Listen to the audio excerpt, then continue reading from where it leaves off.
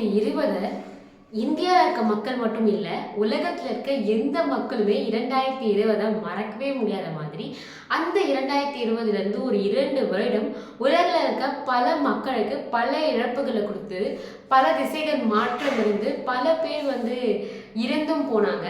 அப்படிப்பட்ட ஒரு விஷயம்தான் 2020 நடந்தது. அதாவது கொரோனா வைரஸ். இந்த கொரோனா வைரஸ்னால நிறைய பேர் பாதிக்கப்பட்டாங்க. இந்தியாவில் மட்டும் நிறைய பேர் இறந்தும் போனாங்க. இந்த கொரோனா வைரஸ்னால இப்போ என்ன பாதிப்பு நமக்கு வரப்போகுது அப்படின்னு நீங்கள் பார்த்தீங்கன்னா, புதுசாக ஒரு விஷயம் தான் இந்த கொரோனா வைரஸ் நமக்கு வந்திருக்கு. ஆமாங்க, இந்த கொரோனா வைரஸ் சைனாவிலேருந்து கண்டுபிடிக்கப்பட்டதா. இப்போ அதே இடத்துல இருந்து இன்னொரு வைரஸும் கண்டுபிடிக்கப்பட்டிருக்கு.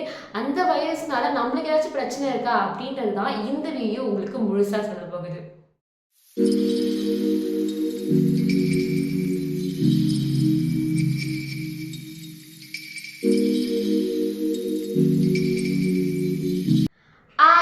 வணக்கம் and welcome back to our channel மக்களே. நான் உங்கள் கீர்த்திகா தான் பேசிட்டு இருக்கேன்.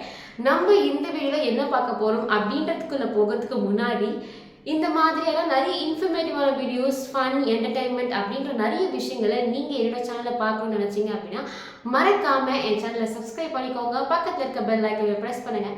அப்போ தான் நான் போட போகிற நெக்ஸ்ட் வீடியோஸ் உங்கள் ஃபோனில் தேடி வரும்.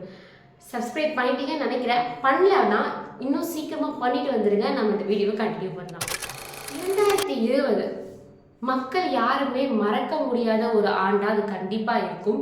2020 தான் கொரோனா வைரஸ் அப்படின்ற ஒரு விஷயம் சைனாவிலேருந்து நம்ம இந்தியாவுக்குள்ளேயும் வந்தது. ரொம்ப வீரியமாக பரவச்சு. கோவிட் 1, 2, 3 அப்படின்ற அளவுக்கு அதோட மாறுதலும் மாற்றங்களும் நம்ம இந்தியாவில் இருந்தது. கிட்டத்தட்ட கொரோனா 1ல் 60 லட்சம் பேர் இறந்து போனாங்க. கொரோனா 2ோட முடிவில் பார்த்தீங்க அப்படின்னா 1,80,00,000 பேர் கிட்ட இறந்து போனாங்க அப்படின்ற அளவுக்கு மத்திய அரசு சொல்லியிருந்துச்சு. அதுக்காக கொரோனா வைரஸை குணப்படுத்தணும் அப்படின்றதுக்காக 11 ஆராய்ச்சிகளுக்கு பிறகு கோவிஷீல்டு, கோவேக்சின் அப்படின்ற 2 இன்ஜெக்ஷனை கொண்டு வந்தாங்க. அந்த 2 இன்ஜெக்ஷனுமே மக்களுக்கு போடப்பட்டது. கிட்டத்தட்ட 800 கோடி இன்ஜெக்ஷன் போட்டாங்க அப்படின்ற மாதிரி சொல்லியிருந்தாங்க. ஸோ இதெல்லாமே மத்திய அரசால் நடத்தப்பட்டு கொரோனாவை 2 வருஷத்தில் கட்டுப்படுத்தி கொரோனாவை இந்தியாவை விட்டே விரட்டி அமைச்சோம். ஸோ சைனாவிலேருந்து இது பரவப்பட்டிருந்தாலும் உலகில் பல்வேறு நாடுகளில் பாதிக்கப்பட்டு நிறைய பேர் உலக லெவலில் இறந்து போயிருந்தாங்க. இப்போ நான் ஏன் இந்த கொரோனா வைரஸை பற்றி பேசியிருந்தேன் அப்படின்னு பார்த்தீங்கன்னா, சைனாவிலேருந்து வவ்வால் மூலியமாக கொரோனா வைரஸ்க்கு சேமா இருக்க அடுத்த ஒரு வைரஸ் பரவ காத்திருக்கு. HKU5 COVID-2 அப்படின்ற வைரஸ் தான் இது கொரோனாவோட முக்காவாசி சாயலை பெற்றிருக்கு அப்படின்னு சொல்றாங்க. இந்த வைரஸ் வவ்வாலேருந்து பரவக்கூடியது. பொதுவாக பார்த்தீங்க அப்படின்னா விலங்குலேருந்து நிறைய வைரஸ் இருக்குது.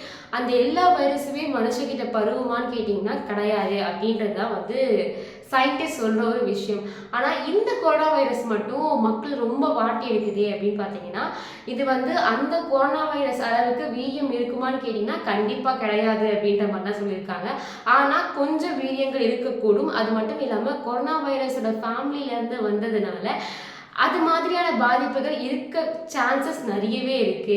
ஏன் மீண்டுமே ஒரு பேண்டமிக் வரதுக்கான சான்சஸும் இருக்கு அப்படின்ற மாதிரி தான் சொல்லியிருக்காங்க. வீரியம் கம்மி அப்படின்னாலும் நம்ம கண்டிப்பா இதுக்கான சேஃப்டி மெஷர்ஸ் எடுக்க வேண்டியது இருக்கும் அப்படின்ற மாதிரி தான் இப்போதைக்கு சொல்லிட்டு இருக்காங்க. ஸோ இதோட சிம்டம்ஸ் எப்படி இருக்கும், எப்படி பரவும் அப்படின்ற மாதிரி பார்த்தீங்கன்னா, எப்படி கொரோனால சுவாச பிரச்சனை இருந்துச்சோ அதே மாதிரி இந்த வைரஸ்லையும் சுவாச பிரச்சனை இருக்கக்கூடும் அப்படின்ற மாதிரி சொல்லியிருக்காங்க. அது மட்டும் இல்லாமல் கொரோனாவோட சிமிலரான சிம்டம்ஸ் இந்த ஒரு வைரஸ்க்கும் இருக்கு.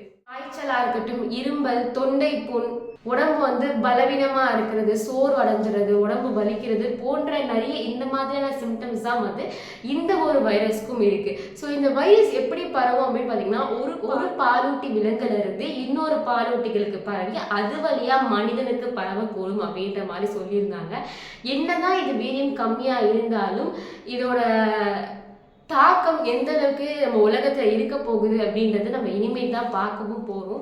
இந்த வைரஸை இப்போ முதலா சைனால இருக்க ஹாங்காங்ல வந்து கண்டுபிடிச்சிருக்காங்க. ஸோ அங்க நிறைய பாதுகாப்பு வளையத்துக்குள்ள தான் மக்கள் வந்து சூழ்ந்திருக்காங்க. என்னடா இது, இப்பதான் கொரோனாவை கஷ்டப்பட்டு விரட்டி வச்சு 4 வருஷம் வந்து அதுல இருந்து வெளியே வந்து நம்ம ஓட்டிட்டு இருக்கோம், அடுத்ததா ஒரு வைரஸா அப்படின்ற அளவுக்கு இந்த விஷயத்தை கேட்கும் போது மக்கள் யோசிக்க தான் செய்வாங்க. ஆனால் இந்த தடவை கொரோனா மாதிரி இல்லாமல் நம்ம நிறைய சேஃப்டியான விஷயங்களை வந்து பண்ணும்போது இதை கண்டிப்பாக கட்டுப்படுத்த முடியும். அதோட வீரியம் கம்மியாக இருக்கும்னு சொல்கிறதுனால மனுஷங்க வந்து ரொம்ப சேஃபாக இருக்கிற வேண்டியது கண்டிப்பாக அவசியம்.